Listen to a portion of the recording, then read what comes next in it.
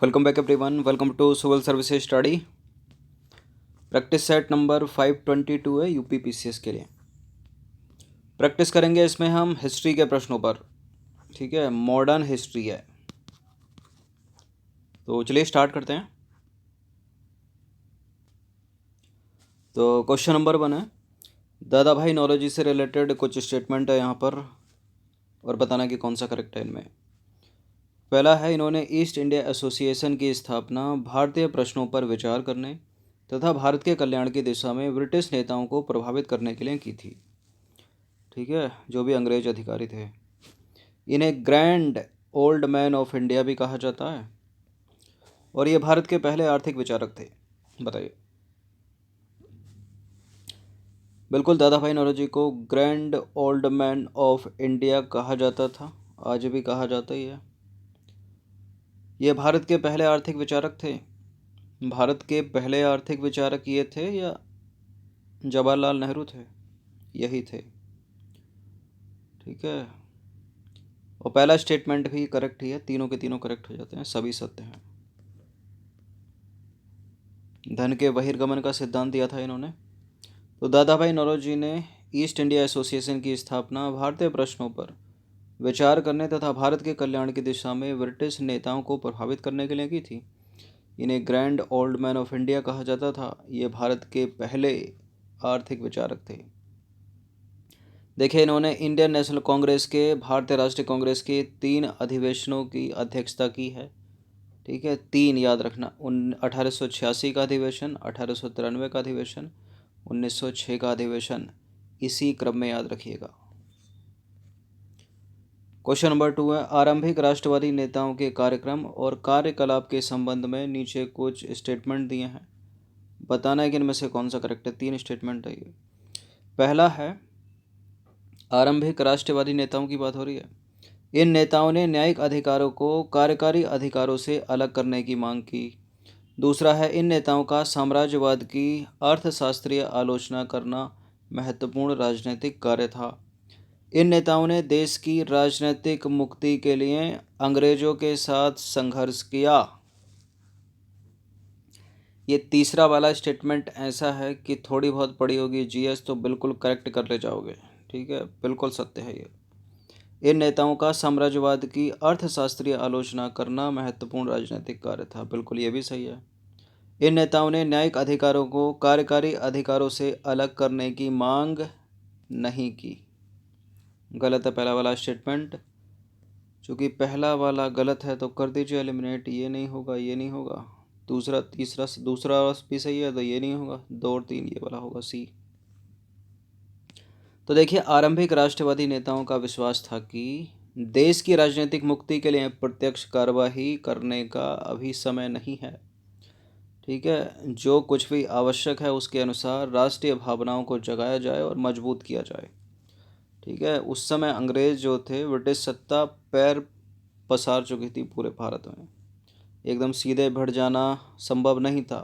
ठीक है, man power, ठीक है, सैनिक पावर, बीपन वाली पावर सब उन्हीं के पास थी, हथियार वथियार सब। अब देखिए, बड़ी संख्या में भारतीय जनता को राष्ट्रवादी राजनीति की धारा में लाया जाए और राजनीतिक आंदोलन के लिए उन्हें शिक्षित किया जाए। ये सब कर रहे थे अभी तो। चलिए क्वेश्चन नंबर 3 पर आ जाइए। 19वीं सदी में भारत को संगठित करने में किन कारकों का योगदान रहा? डाक, तार, रेलवे। देखिए, तीनों सभी कुछ आ चुका था ये ना, तीनों आ चुके थे तो तीनों ही हो जाएगा डी तब तक। तो 19वीं सदी में भारत का एकीकरण हो चुका था और वह एक राष्ट्र के रूप में संगठित हो चुका था। अंग्रेजों ने धीरे धीरे पूरे देश में इस सरकार की एक समान आधुनिक प्रणाली लागू कर दी थी। इस तरह उसका प्रशासकीय एकीकरण हो चुका था। इसके अलावा रेलवे, तार, एकीकृत डाक व्यवस्था ने देश को एकजुट बना दिया था। ठीक है, और जनता नेताओं के पारस्परिक संपर्क को बढ़ा दिया था। क्वेश्चन नंबर 4 पर आ जाइए। 19वीं सदी में भारत में राष्ट्रीय आंदोलन के विकास के प्रमुख कारण थे। पहला है, पश्चिमी विचार और शिक्षा। भारत के अतीत की खोज, प्रेस तथा साहित्य।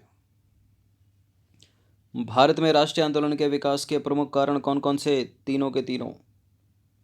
ठीक है, ऑप्शन नंबर डी, उपरोक्त सभी। तो 19वीं सदी के उत्तरार्ध में राष्ट्रीय राजनीतिक चेतना बहुत तेजी से विकसित हुई और भारत में एक संगठित राष्ट्रीय आंदोलन का आरंभ हुआ।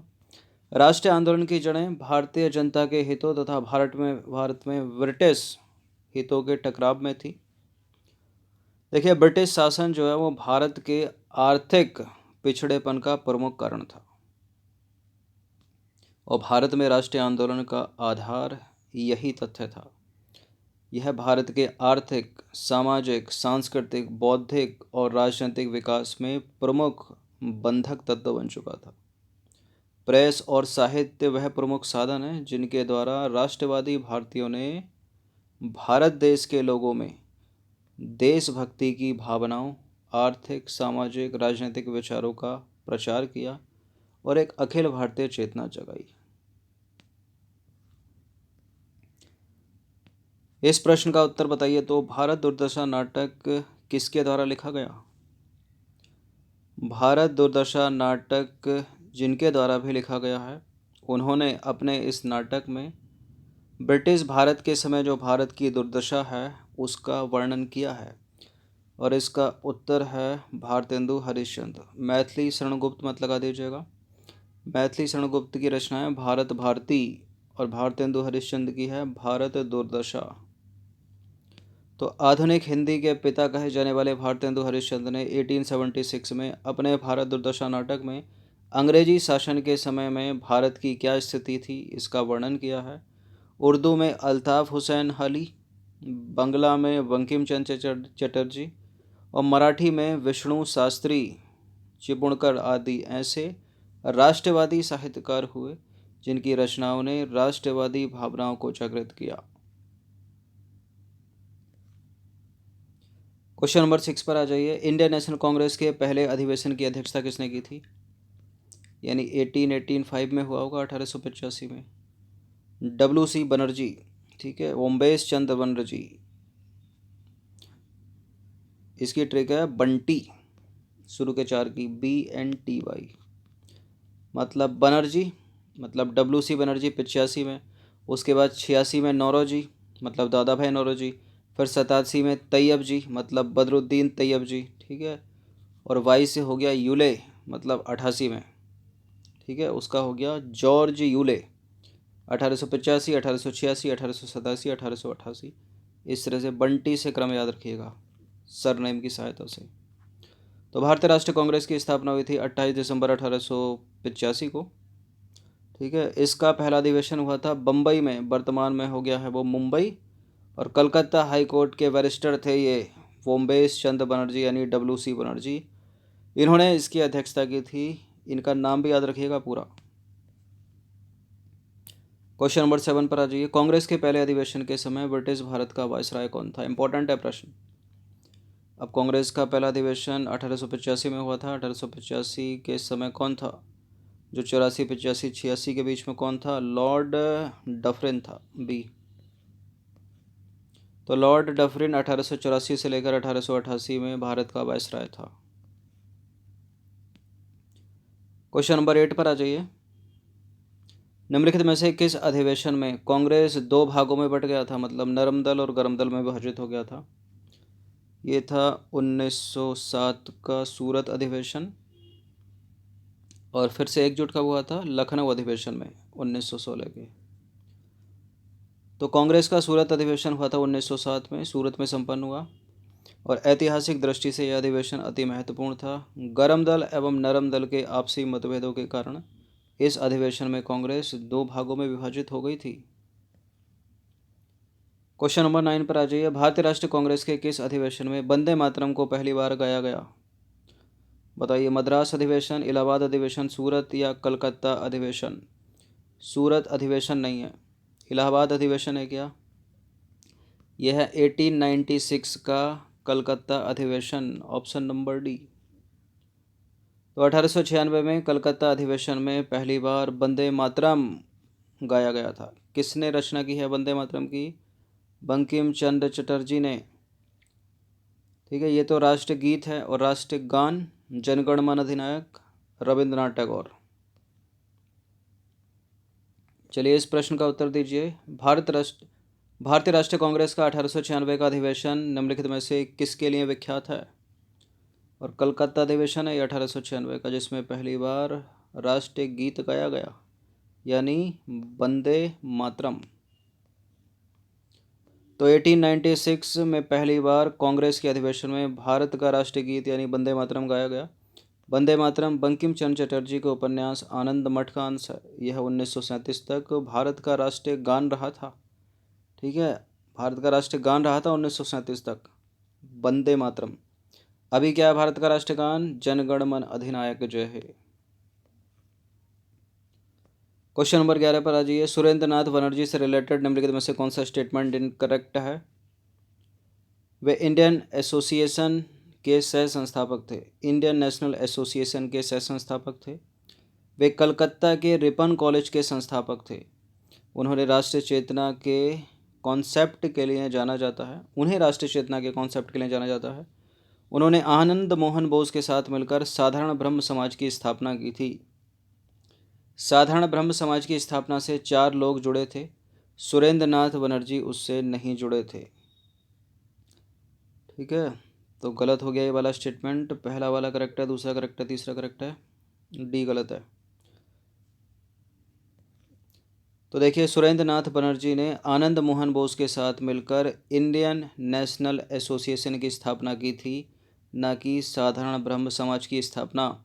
साधारण ब्रह्म समाज की स्थापना की थी आनंद मोहन बोस, शिवनाथ शास्त्री, शिवचंद्र सेन, उमेश चंद्र दत्ता ने। ठीक है, क्वेश्चन नंबर 12 पर आ जाइए। निम्नलिखित में से भारतीय शिक्षा का मैग्ना कार्टा किसे कहा जाता है? भारतीय शिक्षा का मैग्ना कार्टा भारतीय विश्वविद्यालय अधिनियम 1904 नहीं है, ना है रेले आयोग, ना है सेडलर आयोग। ये है वुड का आदेश पत्र यानी वुड डिस्पैच। तो देखिए, sir Charles Wood British east India company के नियंत्रण बोर्ड के अध्यक्ष थे। उन्होंने 1854 में लॉर्ड डलहौजी को एक प्रेषण भेजा था। उन्होंने सुझाव दिया था कि प्राथमिक विद्यालयों में मातृभाषा में पढ़ाई होनी चाहिए और उच्च विद्यालयों में अंग्रेजी शिक्षा भी होनी चाहिए। इसे वुड का आदेश पत्र भी कहा जाता है। तो भारत में कौन हो गया भारतीय शिक्षा का Magna carta? Charles Wood, would का आदेश पत्र। ठीक है, 1854 का। लॉर्ड रिपन ने हंटर आयोग का गठन किस लिए किया था? आतंकवाद और राष्ट्र विरोधी गतिविधियों को रोकने के लिए, भारत में शिक्षा सुधार के लिए, उच्च न्यायपालिका में भारतीय न्यायाधीशों की नियुक्ति के लिए, या उपरोक्त में से कोई नहीं, किसी और कारण से किया था। लॉर्ड रिपन ने हंटर आयोग का गठन किया था भारत में शिक्षा सुधार के लिए। ठीक है, बी है इसका आंसर, हंटर कमीशन। तो लॉर्ड रिपन ने 3 फरवरी 1882 को सर विलियम हंटर की अध्यक्षता में शिक्षा आयोग का गठन किया। विलियम हंटर वायसराय की कार्यकारी परिषद के सदस्य थे और इस आयोग ने भारत में शिक्षा सुधार के लिए, प्रारंभिक शिक्षा और उच्च शिक्षा में सुधार के लिए कई महत्वपूर्ण सुझाव दिए। क्वेश्चन नंबर 14 पर आ जाइए। भगत सिंह, राजगुरु और जयगोपाल किस षड्यंत्र में शामिल थे? बताइए। भगत सिंह, राजगुरु और जयगोपाल कानपुर षड्यंत्र में शामिल नहीं थे, अलीपुर बम केस में नहीं, भागलपुर में नहीं, लाहौर षड्यंत्र बी। तो लाला लाजपत राय की हत्या का प्रतिशोध लेने के लिए भगत सिंह, राजगुरु, जयपाल और सुखदेव ने प्रमुख, ठीक है, जो पुलिस प्रमुख था स्कॉट, उसकी हत्या का जो है षड्यंत्र रचा। ठीक है, योजना बनाई इन्होंने। लेकिन हुआ क्या, इनसे जो है जेपी सैंडर्स मर गया। ठीक है, जेपी सैंडर्स को इन्होंने गोली मार दी, जिसकी मौके पर मौत भी हो गई। इसके लिए इनको जो है 23 मार्च 1931 को मृत्युदंड की सजा दी गई थी। ठीक है, क्वेश्चन नंबर 15 पर आ जाइए। बारिंद्र कुमार घोष किस समाचार पत्र से जुड़े थे? बारेंद्र कुमार घोष किस समाचार पत्र से जुड़े थे? इंडियन ओपिनियन का संबंध तो गांधी जी से है। गदर से लाल हरदयाल हो गया। जुगांतर से हो जाएगा बी। ठीक है, new India Commonwealth Annie Besant का हो गया। तो जुगांतर एक बंगाली क्रांतिकारी अखबार था, इसकी स्थापना हुई थी 1906 में। बारेंद्र कुमार घोष अविनाश भट्टाचार्य और भूपेंद्र नाथ दत्ता ने की थी। ठीक है, बात करें इंडियन ओपिनियन की, तो इंडियन ओपिनियन महात्मा गांधी द्वारा 1904 में शुरू किया गया एक समाचार पत्र था। इंडियन ओपिनियन के प्रथम संपादक जो इम्पोर्टेंट है वो थे मनसुख लाल नज़र। कौन थे? मनसुख लाल नज़र, ये नाम याद रखना। इंडियन ओपिनियन महात्मा गांधी 1904 में शुरू किया इन्होंने, और इसके पहले संपादक मनसुख लाल नज़र। तो 15 प्रश्न थे मॉडर्न हिस्ट्री के, इनकी प्रैक्टिस एक बार कर लीजिएगा। धन्यवाद।